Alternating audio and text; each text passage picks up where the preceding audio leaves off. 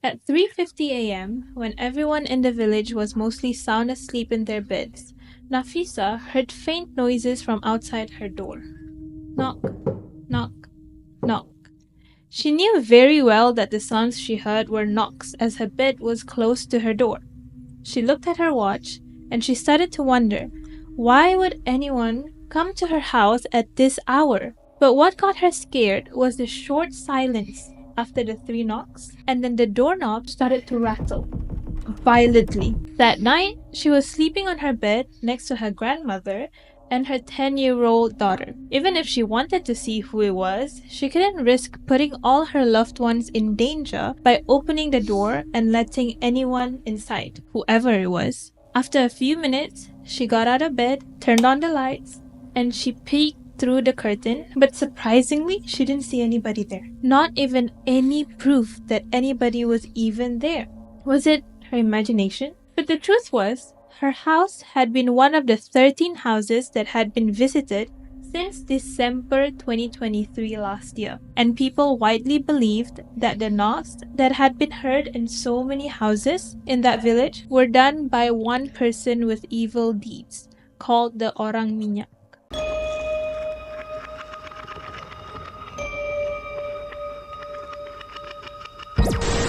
Content warning. This video includes description of violence, murder, death, rituals, and other supernatural content. Listener discretion is advised, as some stories may be unsettling or sensitive to certain audiences. Turn down the lights, snuggle up tight, and get ready for another Talk Tale. Welcome guys to another episode of Talk Tales, where we'll take you across the seas, around the world, exploring each urban legend. I'm Afrina, the host of today's episode. And I'm Niski. And today we are going to talk about the legend of Orang Minyak. Let's just continue with the story of the main character from earlier. Her name is Nafisa. After not hearing any sounds for a while, Nafisa went to her mother and she woke her mother up, who had been sleeping in another room. And around 6 a.m., so she heard these knocks close to 4 a.m. Around 6 a.m., she went with her mother to check outside her house. They opened the door very slowly and peeked behind the door. Nothing. They stepped out and slowly scanned the area around the house. Crazily, there were no signs or no evidence that could point to the fact that anybody was even there. No footprints, nothing. It's just so weird. So Nafisa thought, had I really imagined it? But she knew she couldn't have been, because how could she mistake those sounds for anything other than the knocks on the door? She thought she heard it so very clearly. In another house in the same village, Hasdi, a 52-year-old man, had also experienced similar things on 2 occasions. On the 31st December 2023 and then the 2nd January 2024 this year, he reported that his house had also been visited, where his mom and his child heard faint knock when he wasn't home. And oftentimes when parents leave their children at home, the one thing they tell their children is, don't open the door to strangers, right? And even dogs know that. Dogs defend against strangers or unknown people. I'm not sure if the dogs can smell bad intentions or something, but they always bark at people that are scary. So when Hasdi's dog didn't even bark at the door or the person outside knocking, on both times that they heard the knocks, he found it really strange. His dogs didn't bark. His dogs didn't do anything. He told the reporters it was like his dogs, who were meant to protect the house, had gone mute. After 16 houses in the village experiencing almost the same thing, the chairman of JPKK, which stands for the Jawatan Kuasa Pembangunan dan Keselamatan Kampung for the village of Kepis Ulu in Malaysia, Afendi Baharudin asked the RELA, which is the Pasukan Keselamatan Negara, and the police to help investigate what is going on. 16 houses is a lot of houses that heard the same thing. So they told the police and these groups and organizations to come and help the village to patrol the area. So what they did was, this guy, he had gotten young men that were strong and reliable to separate in groups of 5 to 6 people to patrol the village and to keep people safe around the place. And the police and the Rela team also helped in these groups to patrol the villages since there were a lot of complaints about the knocks. They were given their own set of locations, they were given instructions so they wouldn't miss anything, and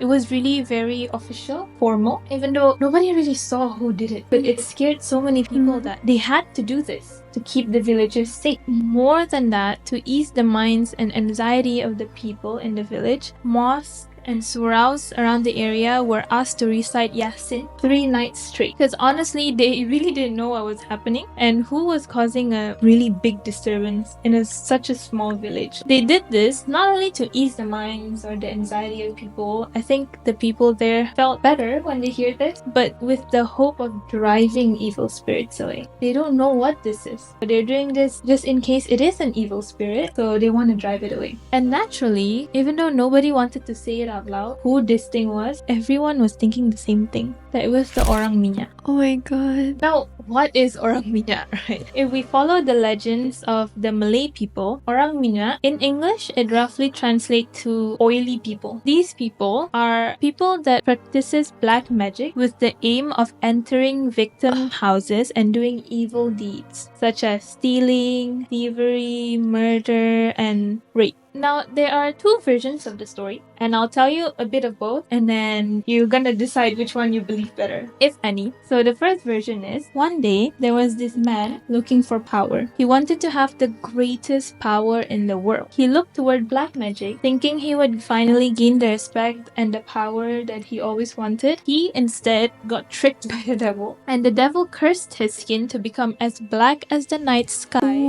and full of oil. But with many other stories like this, there was always a way for him to become normal again. The devil said, you can become normal again. So he asked, what is the way? What is the method? The devil said that he needed to seduce 40 women. But with the curse, somehow, he also gains powers. The powers that he wanted, he is cursed with the power. And now he is able to enter any house with ease. He can stick to walls like a lizard, and then he can just disappear. It will seem like he's not even there. No footsteps, no nails, nothing. So that's his powers. But the devil said if he wants to be normal again, he has to seduce 40 women. So the story is he goes around houses trying to seduce 40 women, trying to commit evil deeds. But the second version of the story is more believed by the masses. It's been featured in 2 movies, I believe. This is the story that's more popular. According to the legend, this Orang Minyak was once an unnamed and he's disabled and hunchbacked young man living in a Malaysian village. And because he was really ugly, he had a weird face, he had a hunchback, a lot of his fellow villagers would viciously bully him, ridicule him, they would make fun of him. And when this happens, the women in the village actually felt really bad. While the men are bullying him, the women pitied him. The women wanted to help him. And eventually, this made him fall in love with one of the girls that started helping him. But of course, he was self-aware. He didn't look nice. So he believed that no girl would ever love him in this condition. Who would? He appealed to the gods and he miraculously restored to full health. He wasn't hunched anymore and he became really handsome. Became like your dream guy. Wow.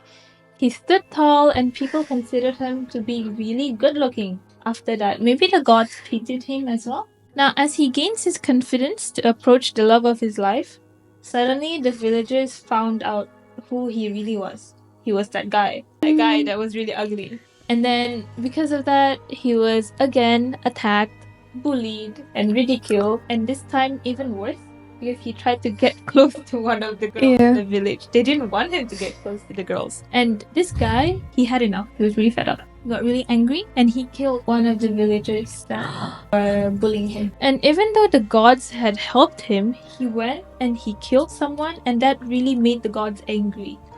Like, I give you this, not for you to do evil deeds. So the gods were really angry that he did this. They took what they had given him and then he became an outcast again because he got ugly again. He's like a psycho. Now, in retaliation, because he doesn't know what else he could do, he didn't know what to do, he just wanted to live, but he killed someone. Remember, he's evil. He decided to make a deal with the devil to exact his revenge, which comes back to like almost the first version of the story, but this is more long. And he made a deal with the devil, and the devil said, "Sure, I'll give you what you want." And he gave him the powers of borderline invisibility, because then he can enter houses without anyone noticing. He can stick to walls, so the power is the same. And when the Orang Minyak chooses his victim, he paralyzes them, he can overpower them, and he can charm them so that they cannot scream or they cannot cry. It's like he had the power of hypnosis. This creature also has the ability to not leave any trace of evidence wherever he's gone to, whichever place he's gone to. Like, you would think oil would drip from his body. Yeah. But nothing. It's just like he was never there.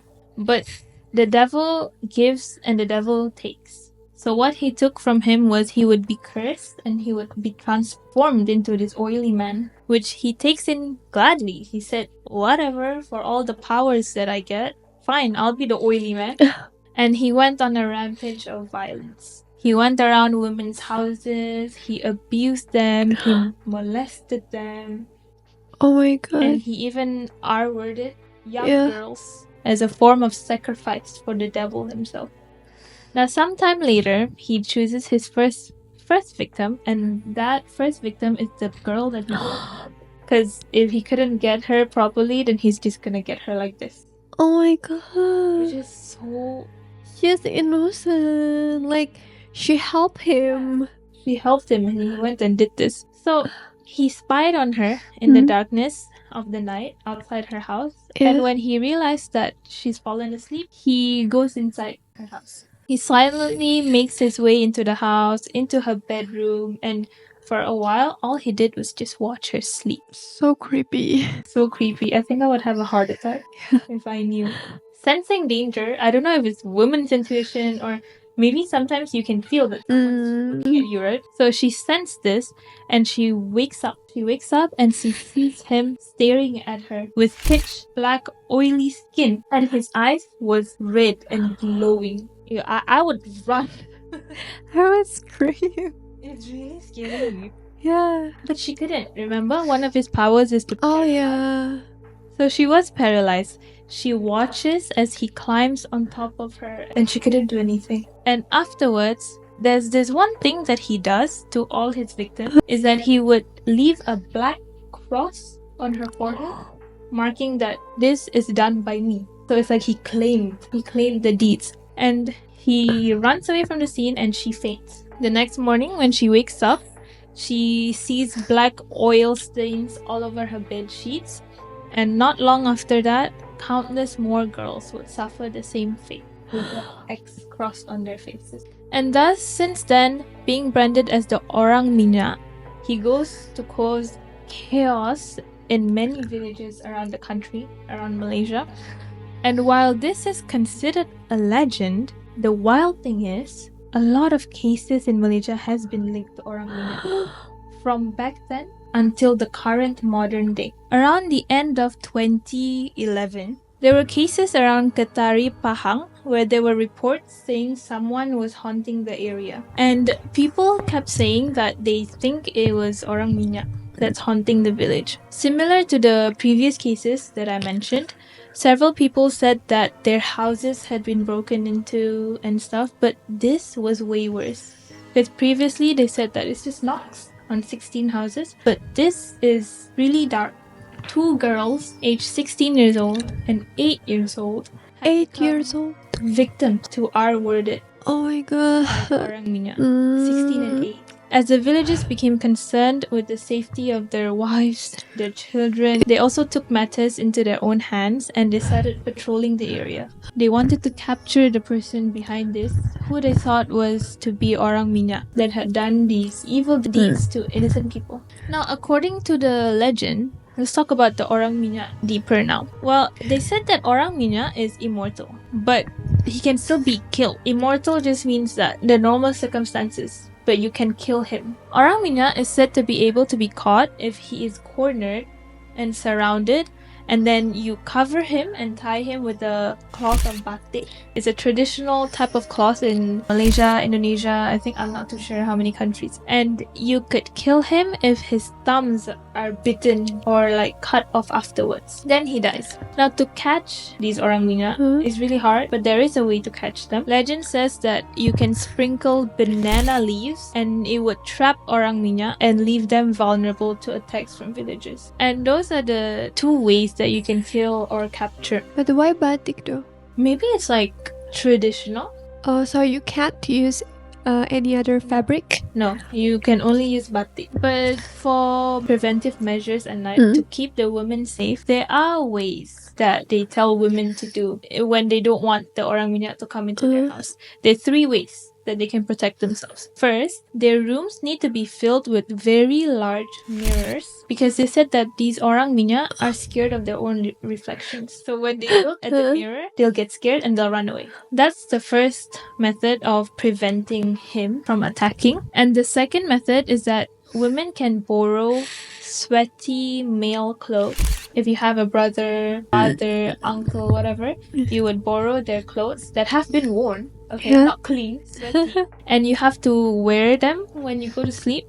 And you can confuse these Orang Minyak into thinking that you are a male. And the other method is the men wear lipstick so that they can confuse the Orang Minyak into thinking that they are women and then catch them. Then he'll get confused because he thinks that it's a woman that he's about to attack and it's actually a male. So you wear lipstick and then you can catch him.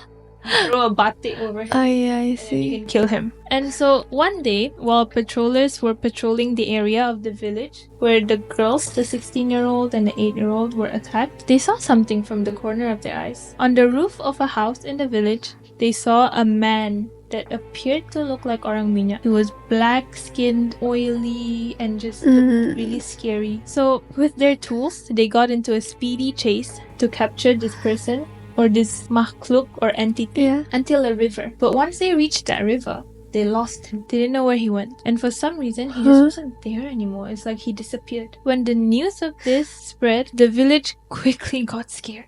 They got really freaked out and they organized and asked all the Muslim residents in the village to do solat hajat. They asked them to read prayers, baca Quran, berzikir, and so nothing bad could happen to them. But with stories like these, there's always an angle for evil humans to take advantage, don't you think? Yeah. There's always an angle. And this was the reasoning by police officers that were tasked or responsible for this case. They came in, they wanted to investigate, and what they thought was it's evil humans using the urban legend as a shield. Oh, so it's real human. Oh my god.